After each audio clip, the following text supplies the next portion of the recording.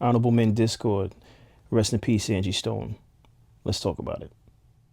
So unfortunately, the artist songwriter known to many as Angie Stone has passed away on Saturday after performing on Friday. And allegedly, she was in a Sprinter van along with 9 other passengers, but she was the only one that didn't make it. The Sprinter van, I guess, lost control. It I believe it landed on its side, and then it was hit by a 18 wheeler, and that's what pushed it over to the middle divider, I guess you could call that. But just a real odd situation, an odd occurrence because she was the only one that didn't make it. But sometimes that's how life goes, unfortunately. But just to recap, I just want to put the news report about that incident. Excuse me. This is courtesy of Fox 10 News. Let's take a look at this.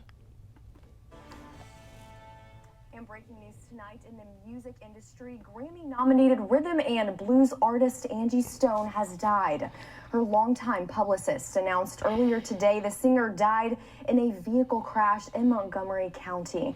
Now, this is video sent to us from Linnell Jacobs' car of her final performance that happened right here in the Port City. She performed at the Grand Marshals Ball in Mobile last night, and she was heading to Atlanta when the crash happened. Stone's publicist remembers her as an honest, talented person that left a big impact on the music industry.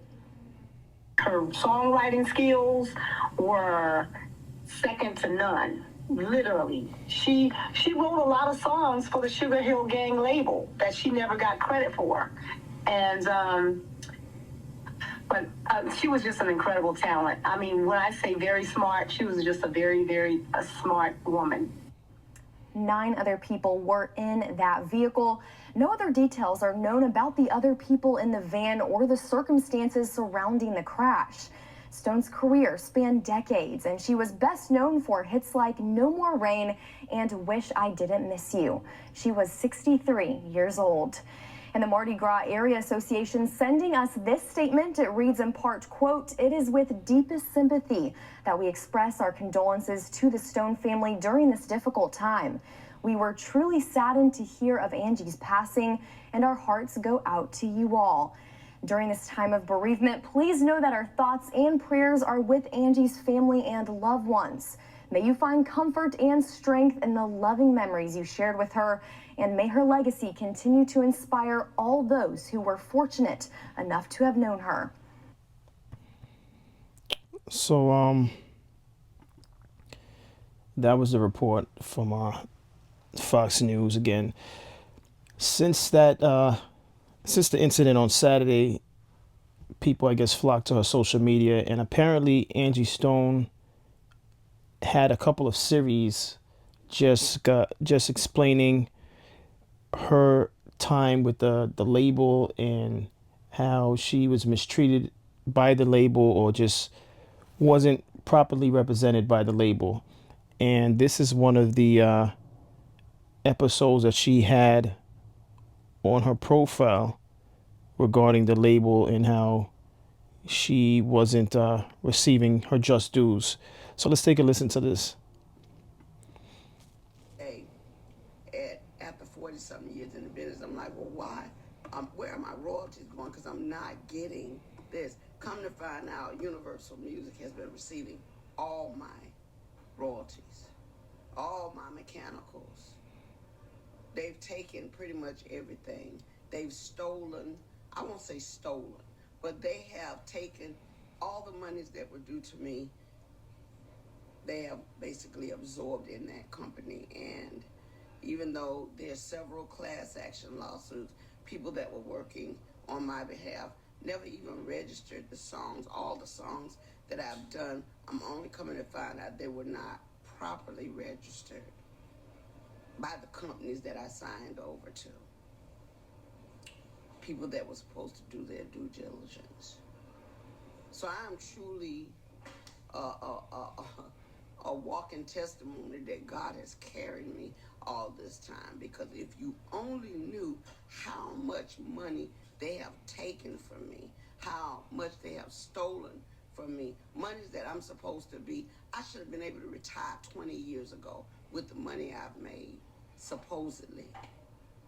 But there are key people have to give up my coins. And so what I'm doing now is whatever is necessary to make sure they pay me for the legacy of my life, for my children and my grandchildren.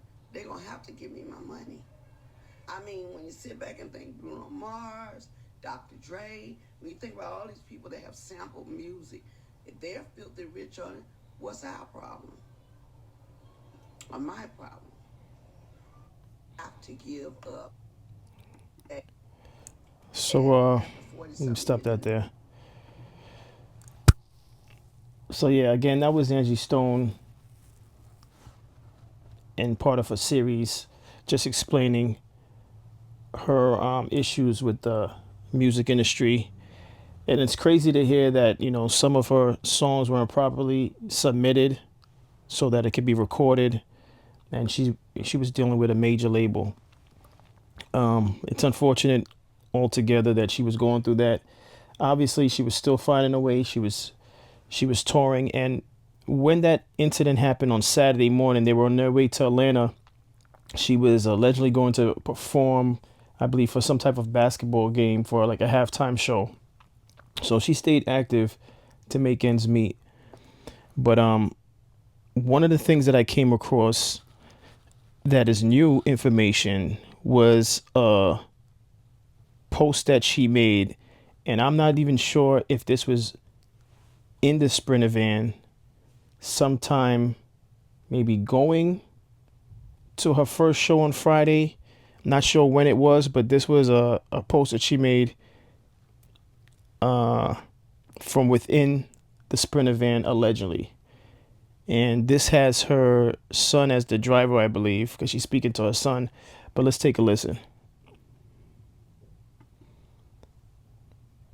I'm gonna need you to Happy calm birthday. down. Happy birthday. Pay attention to the road. Happy birthday. You know what, y'all? This is why I decided to go live today, because my son has road rage mental Yeah, problems. we're gonna be wrong Okay. happiness today.